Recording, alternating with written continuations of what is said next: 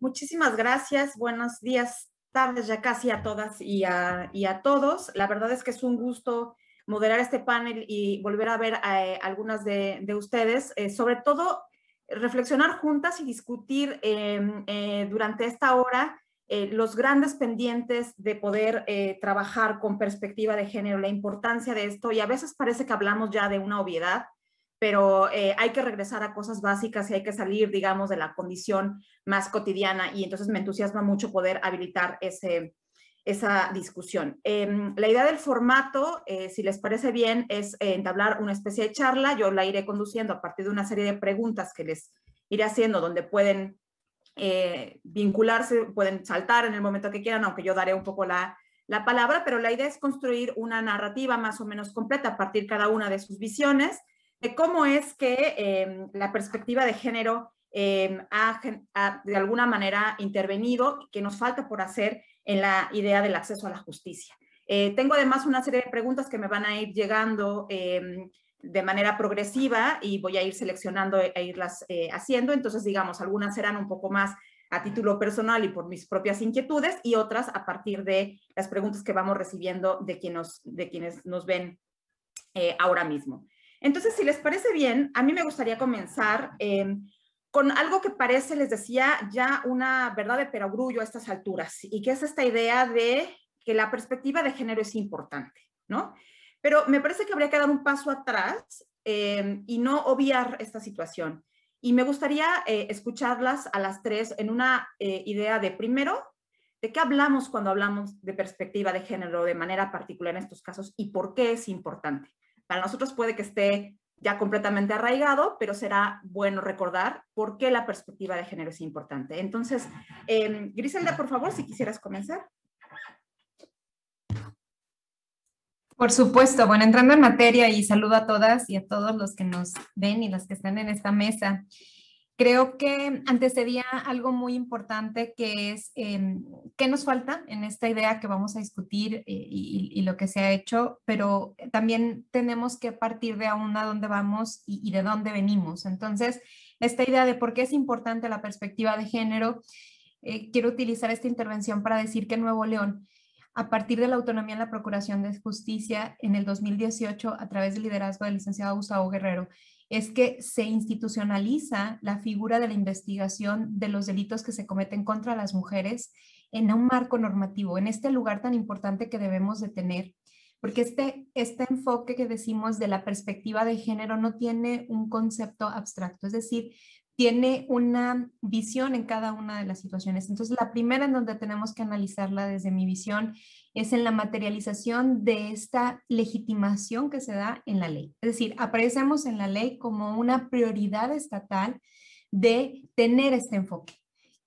Es decir, siempre ha habido ministerios públicos, el ejercicio de la acción penal ha estado en el Estado, pero a partir de este parteaguas que se da en Nuevo León, que ha venido desencadenando, no quiero aminorar la lucha que han tenido las feministas en Nuevo León y lo que han hecho de manera talante para que hoy por hoy se materialice la figura de una fiscal especializada en feminicidios, es en donde partimos. Entonces, ¿por qué es importante? Pues primero hay que ver qué se tuvo que hacer para llegar a esto y de entrada ponerlo en agenda, y que esta agenda se materialice en la norma y que la norma le dé vida para que una persona lo ejecute a través de las y los operadores, pues es en donde cobra relevancia qué es la perspectiva de género.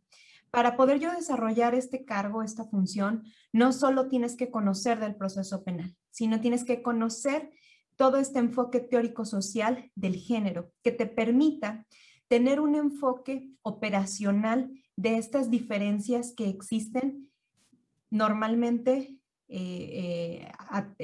incrustadas en las personas, ¿sí? Entonces, bien nos daba el contexto la maestra Pamela de lo difícil que es transformar las instituciones, porque tenemos que primero trabajar en lo individual. Entonces, quiero rescatar esa importancia. ¿Cómo se establece la perspectiva de género desde la Procuración de Justicia? Primero se da un rango normativo, se le da una figura que lo analice bajo esta visión. ¿Y qué significa actuar con perspectiva de género? Para la institución, actuar con perspectiva de género significa materializar este conocimiento de las diferencias estructurales a través de una visión sistemática, analítica e histórica que te permita dar un enfoque integral al problema. Es decir, como reitero en el foro, como se ha escuchado aquí, todos los delitos le suceden a las personas, pero suceden de manera distinta hacia las mujeres. Y no solo como víctimas, sino también como operadoras de los delitos, es decir, como victimarias. Y lo que te exige a través de este rango normativo es tener esta visión, para que primero lo abordes y posteriormente trabajemos. Entonces, doy como ese primer saque de decir de dónde venimos, por qué se da la importancia de tener esta perspectiva y alguien con ese liderazgo que pueda comenzar a trabajar en las investigaciones bajo esta visión a través de la capacitación. No solo la capacitación, porque trabajamos la sensibilización de las y los operadores hacia la atención a las personas, tanto como víctimas como en calidad de imputados, y esta actuación de litigio estratégico dentro del sistema de justicia penal, porque el reto es verdaderamente desafiante para lo que tenemos hoy en Nuevo León de este tipo de violencias, y tenemos que estar a la altura de sus circunstancias. Muchísimas gracias. Y me parece que hay por lo menos dos elementos centrales que abonan, digamos, a llevar a esto más allá del concepto genérico y si es que lo entendemos bien de perspectiva de género. La cuestión de operacionalizarlo, la cuestión de poderlo ver, ¿no? de establecer todos los días, de materializarlo todos los días, y quién mejor para explicarlo que tú como la responsable, digamos, de que todos los días se viva, se huela, se sienta la perspectiva de género en el quehacer del acceso a la justicia. Y el otro tema que me parece fundamental es lo que se relaciona con la sensibilización institucional y personal, ¿no? Un poco de ida y vuelta, la deconstrucción a la que estamos llamados todos y todas, ¿no?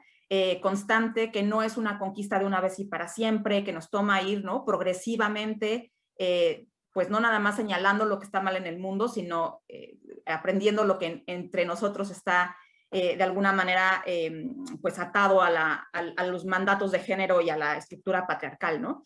En ese sentido, Marte, siguiendo un poco con esta idea de por qué es importante la perspectiva de género, y un poco también lo que decía ya Griselda, de dónde venimos, ¿en qué medida, digamos, ha sido importante, más allá que llevarlo a calidad de ley y que entonces existan instituciones específicas, desde la época un poco de la abstracción de este concepto, ¿qué tan importante ha sido un poco la lucha de poder decir existe algo como este concepto y no es etéreo y no es nada más una noción, sino se puede materializar? ¿Cómo ha sido esta experiencia? Así es, pues primero que nada, un saludo muy cordial a todas las panelistas. La verdad es un gusto compartir con ustedes, también con las y los amigos del Consejo Nuevo León. Y bueno, ¿por qué es importante la perspectiva de género? Porque busca mostrar esas diferencias entre mujeres y hombres, que es importante entender que se da no solo por esa cuestión biológica, sino también por las diferencias culturales asignadas a mujeres y hombres, a los humanos, a los seres humanos. En lo que tiene que ver con el tema de seguridad y justicia, es muy importante, y esto nos lleva a cuestionar los hechos y a valorar las pruebas, desechando estereotipos o prejuicios de género. Esto con la finalidad de visualizar esas situaciones de desventaja provocadas por las condiciones de sexo o género. Creo que esta es una parte muy importante que se tiene que clarificar y que tomar conciencia de esto. Es necesario que concibamos que la perspectiva de género es una herramienta metodológica de análisis, que esta herramienta es dinámica y que también nos brinda elementos que visibilizan en esos casos en análisis, en esos casos bajo escrutinio, relaciones de poder y condiciones de subordinación y dominación que bajo otras circunstancias no podríamos percibir. Justo por eso es necesario que la perspectiva de género sea transversal.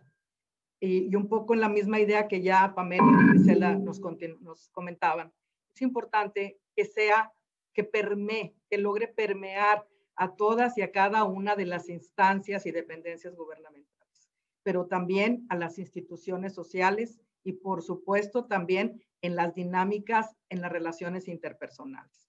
Creo que son elementos que tenemos que tener claros y que creo que se ha ido avanzando, lo veremos posteriormente, pero por lo pronto el tener este contexto clarificador del cual partimos con Pamela, más lo que nos comentaba Griselda, creo que es importante entender que esto debe ser transversal y que es la forma en la que podemos identificar y visibilizar esas relaciones de poder y subordinación que determinan desgraciadamente muchas situaciones de violencia contra las mujeres y de otras situaciones que tienen que ver con este plano de seguridad y justicia.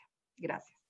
Muchas gracias, Marta. Efectivamente, el proceso de identificarlo y de visibilizarlo, pues nos pone el tamaño del reto, ¿no? Porque además la identificación, insisto, no es una vez y para siempre, es un trabajo constante. Esta identificación, esta visibilización y este hacernos cargo, ¿no? Que es un tema que nos ocupa y no porque el reto sea enorme habría que abandonarlo en ningún momento, sino al contrario, afanarnos cada vez más, ¿no? En que ocurra. Y en ese sentido creo que es muy interesante lo que ha ocurrido en Nuevo León. En el caso contigo, Cintia, con esta lógica de la importancia de la perspectiva de género, me gustaría inclusive afinar un poco más la pregunta, pensando en que la noción de víctima, la figura de la víctima también podría estar cargada de un mandato de género un tanto perverso, ¿no? ¿Cómo podemos, desde la perspectiva de género, en el mejor término, digamos, en la mejor comprensión de este concepto, trabajar, digamos, y garantizarle acceso a la justicia a las víctimas sin que prive en eso nuestra propia manía, digamos, de convertir a las mujeres en, de alguna manera, pasivas, incapaces de nada, robarles toda su agencia? ¿Cómo se acompaña a las víctimas con perspectiva de género? Muchas gracias, Tere. Muy difícil la pregunta, nuestro mayor reto. Pero bueno, muchas gracias. Antes de, igualmente que Ceci, muchas gracias al espacio. Un gusto enorme compartir con Ceci, Gris, quienes aprecio mucho y admiro mucho por su participación tan activa y comprometida que han tenido en estos temas. Y pues ustedes, más que yo, conocen perfectamente acciones, actos que le duelen mucho a nuestra sociedad. Y bueno, pues aquí empiezo a hablar de la pregunta tan retórica que me hace Tere, una cuestión pues por supuesto muy compleja. Empiezo con la importancia y ahorita paso a la pregunta que haces exclusivamente en cuestión de víctimas y desde mi ámbito y mi responsabilidad institucional como comisionada de atención a víctimas, en donde pues nuestra tarea principal es de contacto directo con el ciudadano, el asegurarnos que la víctima recupere su proyecto de vida. En esta cuestión, la perspectiva de género es pues primordial para que los servicios especializados sean realmente de tal manera. Apoyar a las víctimas, mujeres, para que entiendan esto es un gran reto y es un tema bastante complejo, salir o apoyarlas en salir del círculo, perdón, de la violencia en el que viven. Tanto para las víctimas, mujeres que son víctimas de un delito contra la mujer, como para las servidoras públicas, como bien lo mencionaba al inicio también Pamela, la atención que se brinda por parte de las servidores públicos cuando están en un entorno pues bastante complejo, es difícil ofrecer un servicio de tal manera. Entonces, de entrada, la importancia perfectamente radica en construir pues un entorno, crear las condiciones de cambio que requiere nuestra sociedad, avanzar en este mejor entorno para las mujeres. Como bien mencionaba Ceci, por supuesto, las diferencias biológicas que tenemos, pero también aún más las culturales, las desigualdades existentes marcadas por nuestra cultura. Entonces, contar con perspectiva desde el lado institucional, por supuesto que nos permite pues tener áreas, instituciones más capacitadas, más sensibles, evitar tener actos que promuevan la violencia institucional. Y bueno, pues la perspectiva de género ha sido un parteaguas en nuestras instituciones, como bien lo mencionaba también la licenciada Griselda, que se empiece a figurar en un plano de igualdad frente a los grupos de hombres, para que pues las instituciones atiendan de manera variada y conocer las implicaciones que se requieren. Materializarlo, como bien mencionaba la licenciada Griselda también, es de lo más complejo. Tener políticas públicas especializadas en esto es algo que yo en la Comisión de Víctimas siempre comento al interior, es saber diferenciar los servicios que damos con perspectiva de género y también de acuerdo a las problemáticas. Es diferente atender a una víctima de violencia familiar que atender a una víctima, por ejemplo, en temas de derechos humanos. Entonces, esta especialización es un pues, tema que radica de mayor importancia. Muchas gracias. Muchísimas gracias, Cintia. Y ahora volveré también con Pamela, pero me parece que también antes de darle la palabra a Pamela, hay una pregunta ya del auditorio que me parece que viene muy al caso para seguir con esta idea de concretar a qué se refiere esto de acceso a la justicia con perspectiva de género. Bien decía Griselda, tiene que operacionalizarse, tiene que ocurrir, tiene que materializarse. Y entonces en el auditorio preguntan si pueden comentar algún ejemplo concreto en el que la perspectiva de género haya sido clave para garantizar el acceso a la justicia. Un ejemplo que hizo la diferencia tener esa perspectiva de género. Marta, por favor. Sí, si me permiten, hay un proyecto específico que desde el instituto se trabaja con la Defensoría Pública y mediante este proyecto se brinda defensa a mujeres que están en espera de un defensor público, pero está saturado. Verdaderamente, hablábamos hasta de un promedio de 300 personas por defensor o defensora pública. Entonces, desde el instituto nos abocamos específicamente a ver los casos de las mujeres, específicamente a ver casos de mujeres privadas de libertad. Inclusive pudimos revertir una sentencia que ya se había otorgado. Ella ya tenía una sentencia condenatoria. Se logró abrir el expediente, el equipo del instituto logró abrir el expediente y se logró revocar esa sentencia. ¿Por qué? Porque la sentencia se había otorgado sin perspectiva de género, se había dado esa sentencia sin perspectiva de género. El equipo identificó situaciones muy particulares en el proceso que si se aplicaba la perspectiva de género, al revisar el caso se logró revertir. Y de manera similar, hay otros 2 casos en los que se logró la libertad de mujeres privadas de libertad, también porque había algunas cuestiones ahí en el proceso en donde no se habían respetado sus derechos como mujeres. Entonces, el equipo jurídico y psicológico, porque generalmente hablamos de lo jurídico, pero creo que psicología también es muy importante, actuaron, revisaron, manejaron la información, hicieron la propuesta, la conclusión. A la fecha, 6 mujeres han sido liberadas, 6 mujeres. Y el caso, creo que el más importante es este caso de la sentencia, donde se comprobó que no se había aplicado la perspectiva de género y se logró revertir. Entonces, eso es un caso muy concreto, muy específico, en donde la mujer recuperó su libertad, a pesar de que ya el proceso iba totalmente avanzado. Entonces, ese es un ejemplo muy, muy claro de esa aplicación de la perspectiva de género. Muchas gracias, Marta. Un ejemplo en el que ni más ni menos esto está decidiéndose entre la libertad de una persona o no, de cambiarle la vida o no. No sé ahí si Cintia, Griselda, también Pamela quisieran abundar sobre este caso o ejemplos concretos. Griselda.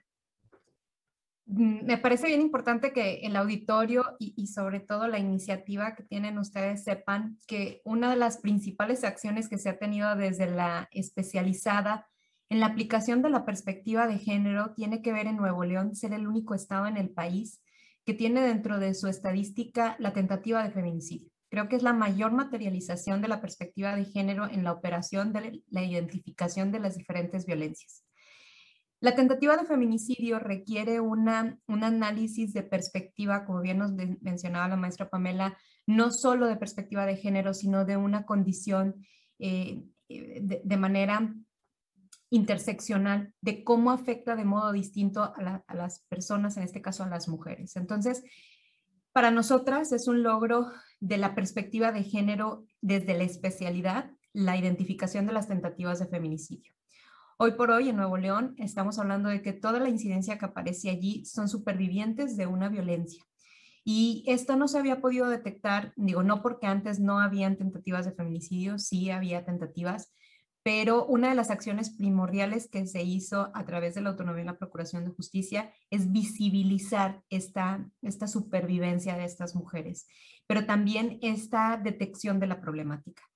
¿Cómo funciona la perspectiva de género en un caso práctico? Bueno, de entrada, el tipo penal exige en una tentativa genérica que haya una causa externa que evite que el que ejerce la conducta, los abogados, las abogadas decimos que el sujeto activo de la conducta tenga una causa externa que impida la realización del objetivo, es decir, la privación de la vida. ¿Cómo opera en esto la perspectiva de género? Primero, en entender que como mujeres necesitamos creer que alguien venga y nos rescate. Y esto siempre se los digo, ¿no? O sea, creer que cuando una mujer está en riesgo, de pronto va a llegar el policía mágicamente a salvarte y quitarte de las garras de tu agresor, ¿no? O que de pronto algo va a suceder de manera externa, que llegue a alguien y que te salve. La realidad es que no. La realidad es que las propias mujeres resisten la conducta y protegen su vida. Entonces, esta parte es algo que las que nos escuchan deben de verdaderamente apropiarse como uno de los grandes logros de la aplicación de las operaciones en temas de investigación, en donde reconocemos que nosotras como mujeres podemos resistir una conducta y somos capaces de salvarnos para producir ese resultado. Entonces, esa es la legitimación más grande que tenemos en la perspectiva de género, porque quiere decir que nosotras mismas podemos resistir una conducta, pero también haber demostrado que estamos en riesgo, y la diferencia es abismal.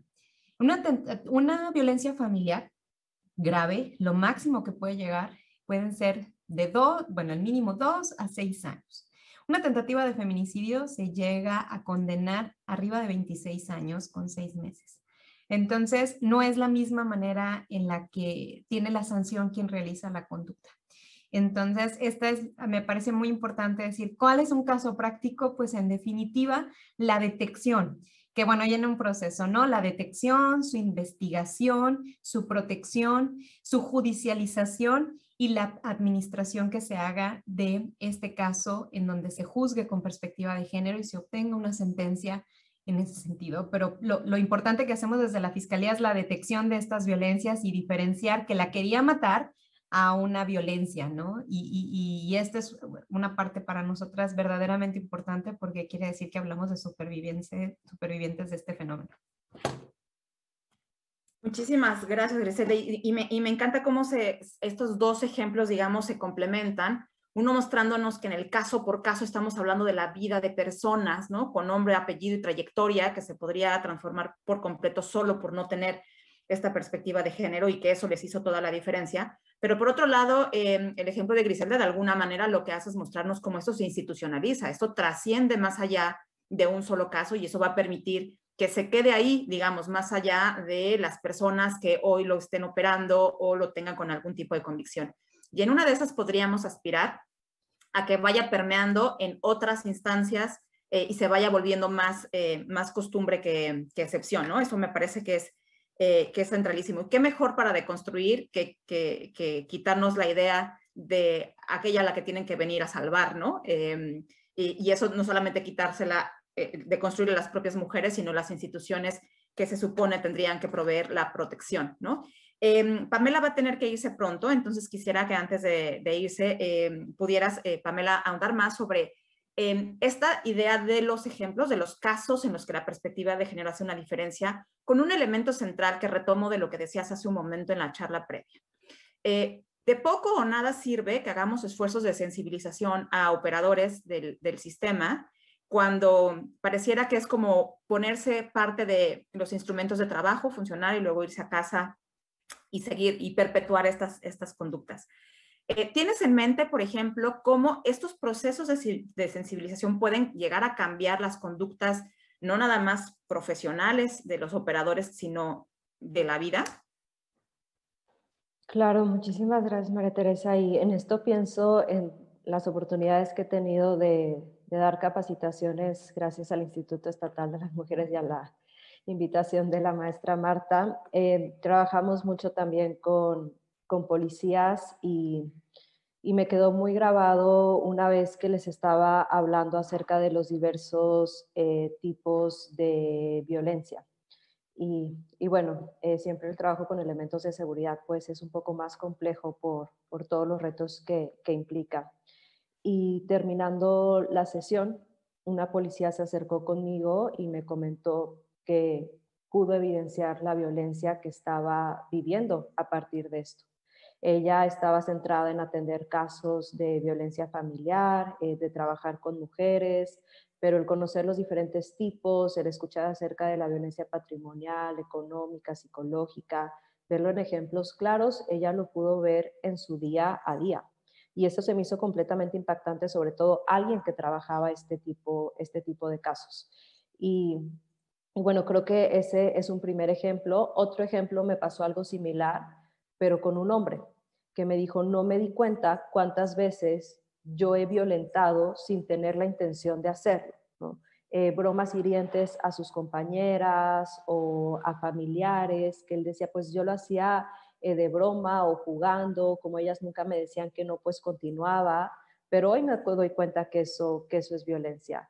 Entonces, creo que eso es de los logros más grandes que he tenido en estos espacios que puedan visibilizar a través de estas pequeñas como introducciones que les damos al tema. Y digo introducciones porque el tema da para seguirlo viendo años y años y años, pero que puedan visibilizarlo en su vida personal y no solo en el ejercicio diario.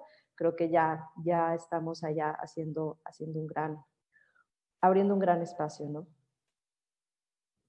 Muchísimas gracias, Pamela. Y creo que de alguna manera nos salió bien sin planearlo. Había ya una pregunta del auditorio que creo que de alguna manera estás respondiendo. Nos preguntaban qué se puede esperar de la policía en cuanto a perspectiva de género. Y creo que tiene que ver con la noción de que la policía, como todas las instituciones de control social, pues son, digamos, de un diseño patriarcal, ¿no? Y que es difícil en ese sentido que pudiéramos pensar que la perspectiva de género va a poder cundir entre ellos y funcionar más allá, les decía, de ponerse un accesorio. Hoy se puso de moda que el policía traiga cámara y traiga perspectiva de género, ¿no? Como si fuera un accesorio que se pueden quitar o poner. Y creo que lo que señalas, Pamela, nos permite ver que un proceso de sensibilización paciente, profundo, sí podría obrar cambios en la medida que los operadores de este sistema, los policías en particular, o cualquiera que tenga, digamos, vinculación con la sociedad, podría obrar estas transformaciones en la medida en que se vea como parte de su propia historia, ¿no? Que se lo apropie, digamos, a partir de su propia historia. Esto no es una cosa que le ocurre allá afuera a la sociedad, es una cosa que nos ocurre a todos, ¿no? Y creo que esa es una clave fundamental. Muchísimas gracias, Pamela.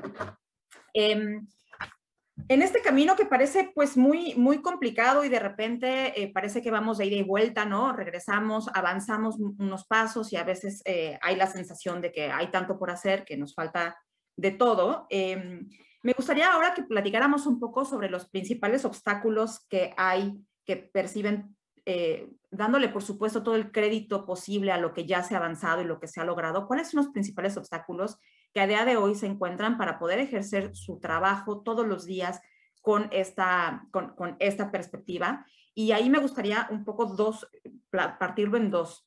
Las complicaciones organizacionales, digamos, las propias de las instituciones, que están en las entrañas de estas instituciones, que probablemente están relacionados con el otro aspecto que es lo que hay afuera, ¿no? Lo que hay más grande, eso que está en la sociedad, eso que está en... pues no sé si suene muy abstracto, pero digamos en la cultura, en el saber hacer de todos los días, ¿no? ¿Cuáles serían entonces los principales obstáculos que hoy enfrentan? Griselda, por favor.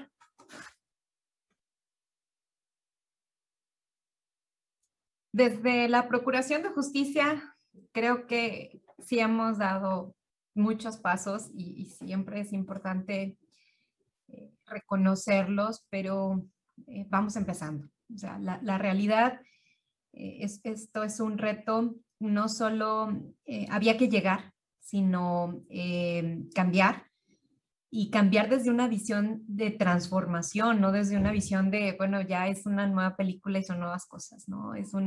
El reto que enfrenta la Procuración de Justicia, el primero que enfrentó y que hay que verdaderamente reconocérselo como garante de la perspectiva de género en Nuevo León, el fiscal general licenciado Gustavo Guerrero, a través de todo este enfoque que tuvo el Congreso al Estado, pero este ímpetu que se llega a institucionalizar en la Procuración de Justicia, esta figura de la investigación a través de una especializada, bueno, ya hay, ¿verdad? Y luego comenzar a diagnosticar para que nosotros podamos saber a lo que nos enfrentamos. Tuvimos que realizar un diagnóstico para enfrentar un plan de transición estratégico que nos permitiera saber que las instituciones tenemos recursos finitos, pero problemas infinitos.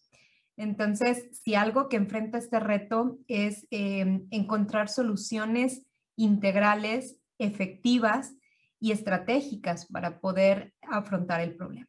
Y la realidad es que nuestro problema de la violencia de género es un problema verdaderamente complejo, y no por su conformación, que podríamos juzgar también que así lo sea. No quisiera problematizarlo. Me refiero a su complejidad por su ocultamiento histórico.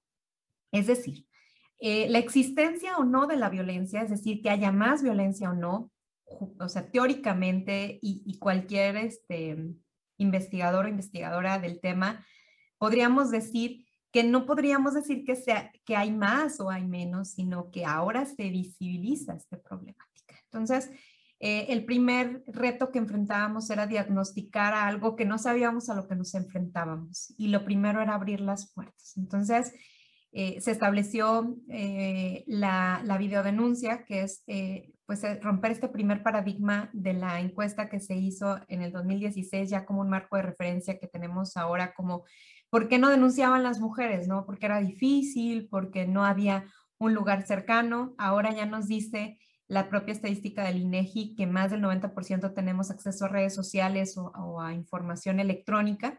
Entonces, el fiscal general abrió esta posibilidad, y la única en el país, reiterar eso, de hacer una videodenuncia, así como estamos ahorita charlando, se puede hacer desde cualquier dispositivo móvil con internet, y es acercarles la justicia a las mujeres. Entonces, primero fue constituirlo, diagnosticar el problema, saber a lo que nos enfrentábamos, y algo que sí reconozco mucho en el titular de la fiscalía era, pues tenemos que empezar. No sabemos cuántas, no sabemos cómo, pero tenemos que empezar a aperturar la facilidad de presentar estas denuncias para poder saber a lo que nos enfrentamos y poder destinar los recursos suficientes para afrontar el problema. Porque si nos preguntaban, que esa es una de las cosas, es cuánto, pues no sabríamos cuánto exactamente en recursos humanos, económicos, materiales se pudiese destinar a esta problemática, porque no sabíamos bien de qué se trataba. Entonces, el segundo reto fue el diagnóstico. El tercero es comenzar a trabajar, planear y trabajar, planeando, y no nada más en el diseño, sino desde la operación, el romper este paradigma de detectar los casos que son violencias de carácter legal, de carácter penal, porque aquí está la maestra Ceci que nos puede dar mucha luz en eso. No todas las violencias son de carácter penal. Entonces, eso es algo muy importante de distinguir. No todo lo puede resolver el derecho penal. No podemos instrumentalizar la violencia a través de los sistemas penales, porque colapsaríamos, no el penal, el que sea, si todo lo llevamos a esa final de reducción, que todo se resuelva a través de un proceso.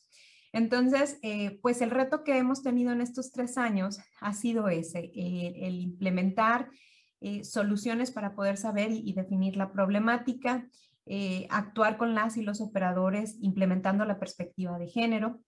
Y bueno, ¿qué viene ahora en adelante? Pues bueno, ahora sí ya se requiere hacer un funcionamiento estratégico como lo tenemos, en donde ya no solo se lleve a cabo, sino se institucionalicen los procesos. La perseverancia es el mayor de nuestros retos. Hay muy buenas ideas. Yo escucho de todas las personas cuestiones que podrían ser la solución. El tema es llevarlas al terreno de la aplicación y mantenerlas en el terreno de la medición para poder saber si es funcional o no. Entonces, ese ha sido el reto de nosotras. Sabemos que hay muchísimo por delante, pero también nos es importante saber lo que se ha logrado, no solo para decir como una cuestión triunfalista, sino para una visión objetiva de analizar si es correcto o no y de construir también los pasos operacionales para enfrentar de una manera más estratégica esto. Entonces, si pudiéramos cerrar como el reto que tiene la Procuración de Justicia ha sido el seguir, el mantener este éxito, esta visión de perspectiva de género, institucionalizarlo y hacer que trascienda más allá de las instituciones, es decir, lograr la permanencia social en donde primero cambiemos la parte normativa, después transformemos la institución para que así podamos transformar a las sociedades. Muchísimas gracias. Pues desde luego un reto no menor y es mucho más reconfortante saber que ya se empezó y que con todo lo que falta por hacer, pues no solamente hay un inicio, sino una convicción de seguir adelante, ¿no? Y profundizando estos espacios. No sin notar, digamos, parte de estos obstáculos y parte de estas resistencias como elementos centrales. Es complejo porque de lo que se trata es ni más ni menos que construir, digamos, alternativas a lo que ha sido el sistema, ¿no? Que nos ha estructurado socialmente, históricamente, ¿no? O sea, nada más queremos desandar el patriarcado, ¿no? Poca cosa. Así que bajo esa lógica, pues entienden todos esos obstáculos, pero además me parece que queda muy claro que en el caso de Nuevo León hay pasos que se han dado y que va a ser muy difícil que se reviertan, ¿no? Marta, en tu caso, ¿cuáles serían, digamos, estos obstáculos al interior de la vida organizacional, pero luego estos otros que se encuentran afuera y que pueden de repente tener un peso tremendo? Sí, claro que sí, con mucho gusto. Mira, desde la experiencia del Instituto de las Mujeres, que tiene a su cargo la coordinación de las acciones para atender la declaratoria de la alerta de violencia de género contra las mujeres, hemos advertido que en términos de seguridad pública, de procuración de justicia, uno de los primeros obstáculos ha sido el de la capacitación. Es decir, el personal operador, el personal en general que atiende esta problemática, encontramos una escasa capacitación y una mínima sensibilización en los temas de cómo aplicar la perspectiva de género en los procesos. El cómo aplicarla, ese es un desafío, porque de pronto se aprende en el concepto teórico, pero a la aplicación, al momento de aplicarla es donde eventualmente empiezan a surgir aquí los problemas. Se ha tratado de hacer este concepto de esa capacitación que además esto parte de un programa único de capacitación. No capacitación aislada, no capacitación aleatoria, no. Es un programa único de capacitación que de hecho es una de las medidas de la alerta de violencia de género, en donde está claramente estipulado en el aspecto de prevención, de atención, de procuración de justicia y administración de justicia, cuáles son los temas que se deben de abordar, cuáles son, en qué nivel se debe de trabajar todo este material. Fundamental es la aplicación. Y efectivamente, como lo comentaba Pamela, que es un elemento de verdad, Pamela, brillante, que nos ha soportado en la capacitación de elementos policíacos, que no es cosa menor, verdaderamente es un desafío enorme, pero esta capacitación que estamos inclusive tratando de dejarla institucionada con la Universidad de Ciencias de la Seguridad, ahora con una Escuela Superior de Inteligencia de la Secretaría de Seguridad Pública, con todas las corporaciones policíacas, es importante que estos procesos de capacitación correspondan a este programa integral, definido específico para cada una de las etapas de este proceso de atención a la violencia contra las mujeres.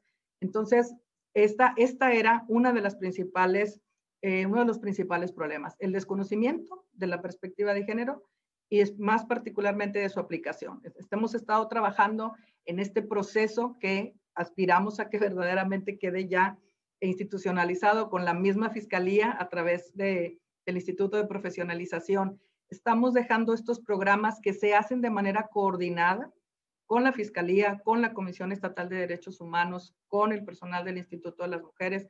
Por supuesto, Cintia y su personal forman parte muy importante de este proceso y se reincorpora también la Comisión de Búsqueda, que también hay un aspecto muy importante que tratar en esa temática.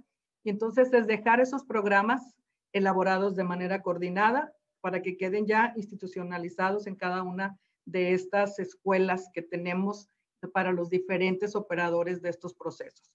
Derivado de esta situación, otro gran reto es la falta de coordinación interinstitucional, que también ha sido desde el principio el objetivo principal en términos de la alerta de violencia de género, el vincularnos todas las instituciones encargadas de atender este problema que, como bien decía la maestra Griselda, es complejo, muy complejo, y que además otro gran reto, otro gran problema es que no conocemos la dimensión real del problema.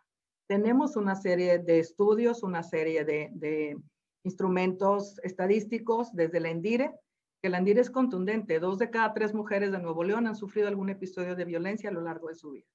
Creo que desde ahí el hecho de saber que 2/3 partes de las mujeres enfrentan este problema ya nos habla de una magnitud que está muy lejos de las denuncias que se presentan cada mes ante la Fiscalía. Entonces, otro reto aquí ha sido y es el poder tener esta información lo más actualizada posible, lo más oportuna posible. Hay una cifra que te da el INEGI que te dice para todos los delitos una cifra negra del 7%. ¿Qué quiere decir? Que solamente el 7% de los delitos se denuncian. No se puede aplicar directamente esta cifra a las cuestiones de violencia contra las mujeres. Para esto, con Seguridad Pública y el INEGI, estamos precisamente desarrollando un proyecto para hacer una investigación concreta para el caso de Nuevo León. El dato más aproximado que tenemos es de que de los datos reportados al 911, el 24% llegan a denuncia ante Fiscalía. Que todavía, si bien no se parece al 7%, está muy lejos todavía de un dato, de que todo el universo realmente lo tengamos conocido, lo tengamos entendido. Y una parte que va a la mano es que el no conocer el tamaño del problema te limita al momento de definir presupuestos, de coordinar estrategias, de coordinar acciones individuales o conjuntas. El tamaño del problema realmente sabemos que es monumental. Entonces necesitamos precisarlo y necesitamos también, en el caso específico de la violencia, el derribar estas cuestiones que tienen que ver con la judicialización de los casos, en el sentido de que efectivamente, como nos decía la maestra Griselda, no todas las violencias son de aspecto penal. Ese es otro tema que también es importante tener bien entendido y bien comprendido. Y también otro desafío que creo que también aquí es muy importante es trabajar también con las defensorías públicas. Las defensorías también deben estar inmersas en estos procesos y de alguna manera los desafíos y los retos, y lo vemos nosotros con el personal que trabaja en el instituto, es estar permanentemente en esa, ¿cómo le llamamos? Esa terapia psicológica, esa situación de que les permita al personal mismo tener entendido el proceso para evitar que se revictimice a las mujeres. Porque ese es un elemento en el que también tenemos que poner la atención. Es muy enriquecedora la experiencia que tenemos con elementos policíacos, porque por no conocer los procesos, por no comprender el problema, por tener prejuicios y estereotipos de género, acaban revictimizando a las mujeres que buscan justicia.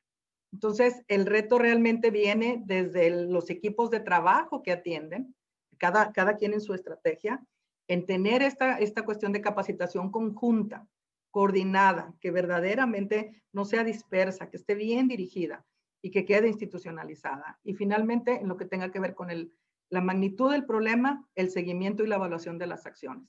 Si no tenemos entendido el problema en su magnitud, no vamos a conocer realmente esos avances, o sea, van a ser más débiles. Necesitamos fortalecer esa parte. Entonces, en términos generales, estos son los elementos. Tere, quedo a sus órdenes.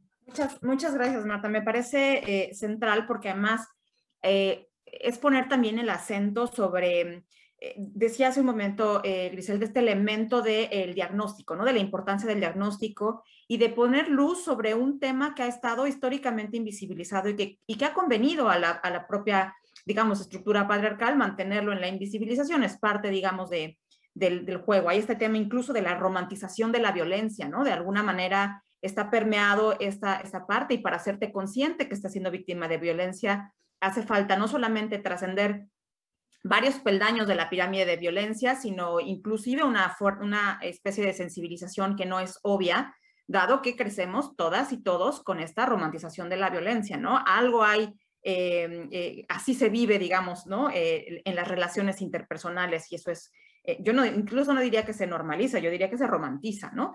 Pero para poder hacer este diagnóstico, Marta, pones el acento en un tema que me parece central. No solamente analizar mejor los datos disponibles, sino ir por datos nuevos y formas más creativas, y eso creo que también nos estás pasando, digamos, un poco el encargo, ¿no? A los que desde la academia tenemos alguna idea, digamos, o alguna vocación por tratar de entender mejor estos fenómenos, ¿no? ¿Qué tanto hemos sido suficientemente claros, creativos, innovadores, para tratar de entender mejor que es un fenómeno que no se parece a los otros, ¿no? Bien como decía Griselda, no es solamente cualquier tipo de justicia, sino es una que viene de un fenómeno muy particular, ¿no? Que no hemos acabado de entender en buena medida porque seguimos observándolo con las mismas herramientas. Entonces, yo me anoto ese encargo y lo llevaré, digamos, al área que a mí me corresponde, que es la academia, de decir, midamos, analicemos, exploremos con otras herramientas que no sean, digamos, parece que las que tenemos son insuficientes, ¿no? Entonces hay que ir a buscar otras. Cintia, en tu caso, ¿cuáles dirías que son estos obstáculos particulares, tanto organizacionales como del contexto? Muchas gracias, Tere. Con respecto, y bueno, desde la parte institucional en lo que me compete con relación al tema de víctimas, de entrada el reto más importante y dentro de todo el proceso de justicia es reconocer a la víctima como parte importante de todo este proceso. Las víctimas deben de contar con sus asesores jurídicos. Además, reconocer y estar claros en que es su proceso jurídico en donde la víctima es parte importante, pero además todo su proceso psicológico, psicosocial, todas las canalizaciones con las que debe contar la víctima para poder recuperar su proyecto de vida. Me llama mucho la atención lo que mencionas, Tere, con respecto a los datos. Tenemos un reto impresionante en tema de víctimas con respecto a nuestro registro, a saber específicamente, a darle seguimiento desde que la víctima entra o pone su denuncia o recibimos su registro, todo este seguimiento, en qué proceso va, tanto jurídico pero principalmente psicosocial, para que realmente pueda, como mencioné anteriormente, recuperar su proyecto de vida. Otro aspecto es que también he mencionado mucho, pues también nuestros normativa lo menciona, es el tema de la reparación integral del daño y lo complejo que es esta cuestión de la reparación integral. Devolver a la víctima a su estado anterior, pues no es cuestión fácil. Entonces, para mí el principal reto es, pues, de entrada, reconocer a la víctima como parte importante dentro del proceso de justicia, dar seguimiento a su proceso psicosocial, mantener el contacto, evitar, por supuesto, la revictimización, la coordinación, como lo mencionabas, Ceci, con otras instancias es importantísima para saber qué es lo que ha mencionado la víctima, tener ya la información por parte de otras instituciones para evitar que la víctima vuelva a exponer su problemática y de esta manera evitar la revictimización. Para el caso, por último, de la comisión en tema de los asesores jurídicos, por supuesto, ya lo mencionaron también, el tema de la capacitación para la cuestión de asesores jurídicos, pues cuestión de abogado, pues muchas veces su visión es muy estructurada, entonces esta sensibilidad, esta atención directa con la víctima, con el ciudadano, es compleja separar esta cuestión con el tema más de atención. Pues son sesgos también inconscientes que se hacen usualmente. Y bueno, pues como ya lo han mencionado, por supuesto el tema de la sensibilización, reconocer la problemática, la discriminación también que existe desde edades tempranas con niños, niñas y adolescentes. Sería por mi parte, Tere. Gracias. Muchísimas gracias, Cintia.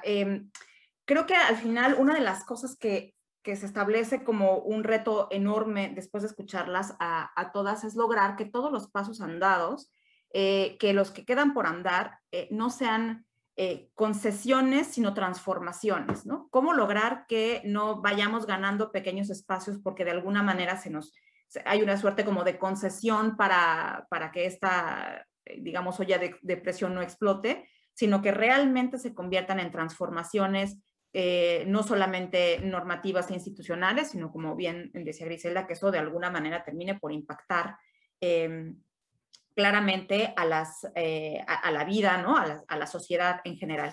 Antes de empezar a cerrar, hay un comentario que tenemos, Griselda, que tiene que ver con algo de lo que decías, que es cómo se hace la diferencia entre alguien que la quería matar y no que se trataba, digamos, que un caso como cualquier otro de violencia familiar. Parece que no ha quedado claro, entonces quisieras abundar en eso, por favor.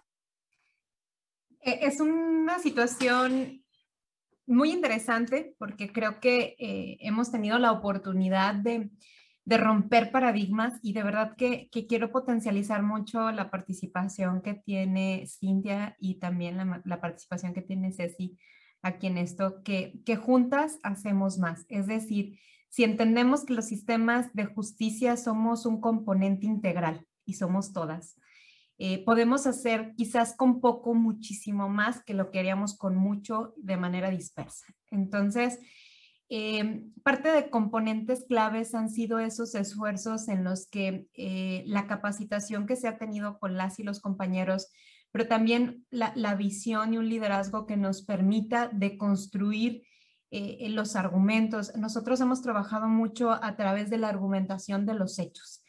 En una especialidad de razonamiento probatorio y lo que nos enfrentamos con los jueces es que una forma, y discúlpenme si me pongo muy abogada en este concepto, pero creo que lo merece la pregunta que nos hace la persona del público, los abogados tienen diferentes maneras de analizar el derecho penal. Entonces, el resultado es el que se valora, es decir, la mató o no la mató. Pero justo el tipo que estamos analizando o la forma que se está analizando es la intención de provocarlo. Y la intención es un elemento que no es tangible, que no lo podemos tocar. Entonces, ese ha sido el reto de los operadores de la Procuración de Justicia. ¿Cómo demuestras algo que no puedes tocar? ¿Cómo demuestras una intención cuando la intención en un sistema de justicia inquisitivo se verbalizaba a través de una prueba confesional? Es decir, lo que te decía el sujeto activo era lo que valorabas o no para saber si tenía la intención. Entonces, si el sujeto pasivo dice, no, es que yo no quería, bueno, no se diga más, no había la intención. Aquí opera una situación distinta bajo un componente lógico, ¿no? Y para eso tenemos dos herramientas. La primera de ellas, como les digo, es la argumentación de los hechos. Y la segunda, que ha sido clave, es la utilización de protocolos. Hay una herramienta clave para nosotros que son las resoluciones de la Corte Interamericana, en específico la de Campo Algodonero y las dos en situaciones locales, que es la sentencia Mariana Lima y también la de Carla Pontigo, en donde nos establecen que para poder saber lo que vive una mujer hay que entender el contexto. Y esta palabra de contexto es los hechos que tenemos que argumentar. Entonces, ¿cómo determinar si la quiere o no la quiere matar? Bueno, el Protocolo Latinoamericano de Feminicidio, que es una herramienta internacional que generó la ONU, establece en su capítulo 5 los lugares en donde nosotras decimos que las muertes de las mujeres hablan. Es decir, si algo, lamentablemente podemos agradecerles a ellas y como este afán de justicia y perpetuar esta dignidad, no solo es que va a pagar a alguien por lo que les hizo, sino lo que sucedió evitará que le pase a otra. De hecho, se los comparto, nos lo ha dicho la señora Irinea, que cuando les decían en corte, en la Suprema Corte, eso me marcó mucho como operadora, cuando le decían en la Suprema Corte, bueno, ¿para qué quiere que se lleve esta sentencia? ¿O por qué quiere? Bueno, quiero que esa sentencia se llame como mi hija, para que de esta manera podamos hacer trascendencia de que no solo murió, sino que sigue ayudando a más personas para que esto no lo pase. Entonces, esta visión masificadora de la justicia, aun cuando ellas están privadas de la vida, significa. Y en el capítulo 5, en el cuerpo, cuando se hacen las necropsias de las mujeres, las autopsias, se ven patrones de lesiones en los cuerpos de las mujeres. Y las agresiones son tendentes a los órganos vitales o los órganos sexualizados.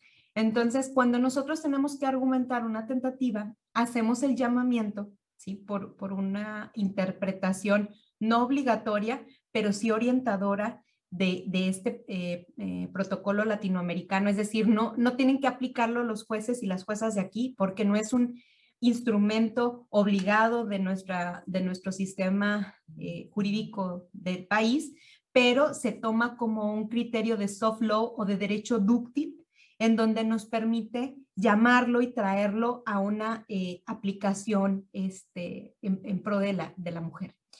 Y eso es perspectiva de género. Entonces ahí les decimos, la ubicación de donde están las lesiones se puede advertir que, aún sin racionalizar que ese sea o no el objetivo, el resultado se iba a dar. Entonces, normalmente, y digo eso a las que nos escuchan, cuando yo he estado en las audiencias y he tenido la oportunidad en los juicios de escuchar a los imputados, no me ha tocado hasta ahorita ninguno que diga, sí la quería matar, la odiaba. Realmente lo que te explican es que es una persona que tenía una relación con otra persona, es decir, algo que me gustaba mucho que nos decía María Teresa, dejar de romantizar la violencia, ¿sí? Entonces también dejar de mitificar a los agresores, no tienen ni colmillos, ni grandes cabello, no, son personas totalmente normales que son tus vecinos, tus primos, tus hermanos, o sea, cualquier persona. Y vale decir entonces para la tentativa que nosotros justificamos que el resultado se iba a producir más allá de si él tenía o no la intención, pero que ese resultado se produce por la zona de la lesión y la mecánica que se argumenta. Entonces, si dice la persona que le estaba ahorcando, evidentemente es una tentativa de feminicidio, porque el resultado de una persona que genera la estrangulación de esta zona en donde no solo tienes la tráquea, sino, pero eso no lo dice un médico, sino también partes venosas, las cervicales, pues producirá un resultado de privación de la vida. El cuello, la cara, la cabeza y el dorso son zonas o áreas que, sin importar la gravedad de la lesión, la ubicación de la lesión en estas partes se puede intuir que el resultado pueda ser una privación de la vida. Entonces, pues entre eso y la argumentación de los hechos, podemos como contar toda la película en donde las y los jueces, a través de otro tema bien clave para todas las que nos escuchan, dejar de hacer pruebas víctimo-centrales. No es responsabilidad de la víctima acreditar una tentativa, es responsabilidad de nosotras como operadoras acreditarlo. Entonces, quitarle esa carga a la víctima ha sido el gran reto, de decir, no, es que no, la víctima no nos dice, no, es que tú tienes todo un bagaje científico y pericial para acreditar la mecánica del hecho y poder determinar la consecuencia de esa generación. Y eso es lo que trabajamos todos los días, no solo con saberlo, investigarlo, porque nosotros tenemos una trilogía de la investigación, hay que trabajar con peritas, con peritos y con policías de investigación y policías de proximidad. Y bueno, esto trasladarlo a la materialización del caudal probatorio ante las juezas y los jueces y posteriormente la administración de justicia genere pues este resultado jurídico. Entonces, espero no haberlo complicado mucho, pero sí es como clave que la intención va más allá de la voluntad de decirnos del imputado de si quería o no matarla, sino a través de toda esta construcción del contexto que tienen hacia la lesión a las víctimas.